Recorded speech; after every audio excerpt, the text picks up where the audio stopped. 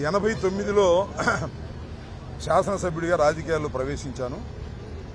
అంతకుముందు కూడా రాజకీయాలను చాలా నిశితంగా పరిశీలించేటటువంటి వ్యక్తిని.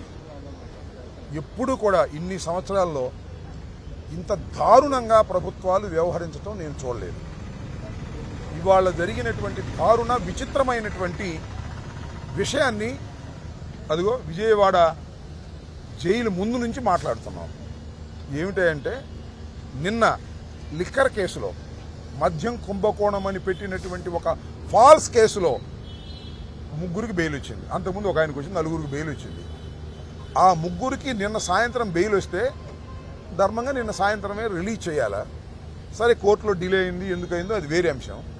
ఇవాళ 6:30కి రిలీజ్ చేస్తామని చెప్తే మేము 6:30కి వచ్చాం. ఇక్కడ అందరం కూడా నాతో పాటు వైసీపీ నాయకులు అందరం కూడా 6:30కి మేము వచ్చాం. అప్పుడు అడిగితే సూపరింటెండెంట్ గారు బందర్లో బస్సు ఎక్కారు, బయలుదేరారు అని చెప్పారు. ఎంతసేపు అడిగినా ఆ బస్సు దిగట్లే ఆయన. అంటే లోకేష్ గారు, చంద్రబాబు నాయుడు గారు మీరు బస్సు దిగమాకమని చెప్పారంట. మాకు తెలిసిన సమాచారం.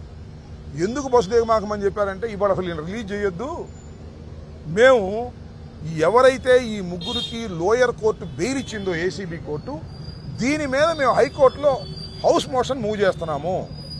కాబట్టి హౌస్ మోషన్ ఆర్డర్ వచ్చేంత వరకు మీరు బస్సు దిగొద్దు అని చెప్పారంట.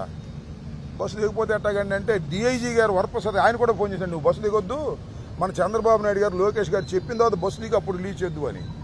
ఈ లోపల వాళ్ళ ఫ్యామిలీ మెంబర్స్ కూడా వచ్చారు ఇక్కడికి. వాళ్ళ ఫ్యామిలీ మెంబర్స్ తరఫున లాయరు గారు కూడా ఒక మెసేజ్ ఇచ్చారు సూపరింటెండెంట్కి, అయ్యా వాళ్ళ ఫ్యామిలీ మెంబర్స్ ఇచ్చారు, ప్యానిక్ అవుతున్నారు అని ఒకసారి మెసేజ్ ఇచ్చారు. దానికి రెస్పాన్స్ లేదు. ఆ తర్వాత మళ్ళా వాళ్ళు ప్యానిక్ అయి పడిపోతే హాస్పిటల్కి తీసుకెళ్లాల్సిన పరిస్థితి ఏర్పడింది. అయ్యా వాళ్ళ ఫ్యామిలీ మెంబర్స్ టెన్షన్లో ఆసుపత్రికి తీసుకెళ్లాల్సిన పరిస్థితి వచ్చింది, దీనికి నువ్వు రెస్పాన్సిబుల్ అవుతావని చెప్పారు. దానితో పాటు న్యాయవాదులందరూ జైలు ముందు కూర్చున్నారు. ఏందండి నాకు అర్థం కాలా. కోర్టు బెయిల్ మీద రిలీజ్ చేసినటువంటి ముద్దాయిలను రిలీజ్ చేయడానికి కూడా న్యాయవాదులు జైలు ముందు కూర్చోవలసిన దుస్థితి ఏర్పడింది అంటే చంద్రబాబు ఎంత దారుణంగా వ్యవస్థలను మేనేజ్ చేసే పరిస్థితి చేస్తున్నాడో మీరు అర్థం చేసుకోవాలని ఈ సందర్భంగా మనవి చేస్తున్నాను.